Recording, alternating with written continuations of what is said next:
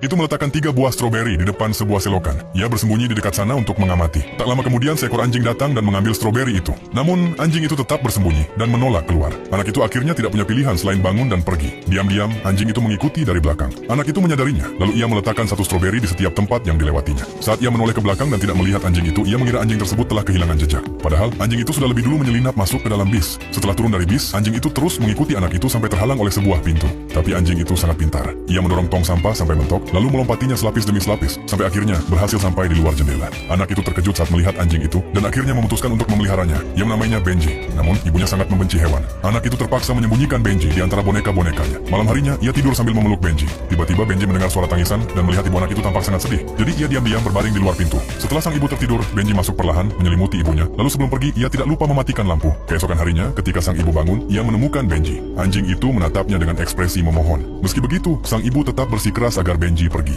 Anak itu pun tidak punya pilihan selain membawa Benji keluar. Melihat Benji yang malang, ia sangat sedih. Namun ia tak bisa mengubah keputusan ibunya. Benji kembali menjadi anjing jalanan. Suatu hari, anak-anak itu diculik oleh seorang penculik. Genji kebetulan menyaksikan kejadian itu dan segera mengejarnya. Anak itu pun menyadari kehadiran Benji, lalu menjatuhkan stroberi di jalan sebagai penanda. Benji mengikuti jejak stroberi di tanah hingga tiba di sebuah rumah kosong. Saat hendak mendekat, para penculik melihatnya. Benji langsung berlari masuk ke gudang tua. Begitu para penculik masuk ke dalam, Benji merayap keluar melalui lubang kecil, lalu berlari ke pintu dan menjatuhkan lemari hingga menjebak mereka di dalam. Ia segera berlari mencari bantuan. Saat itu, sang ibu juga mengetahui bahwa anaknya telah diculik. Tiba-tiba Benji datang sambil membawa topeng yang ditinggalkan penculik. Seakan ia mengerti maksud Benji, sang ibu pun mengikutinya. Dengan dituntun oleh Benji, mereka segera sampai di tempat persembunyian penculik. Tepat ketika penculik berusaha kabur, Benji langsung menerkamnya.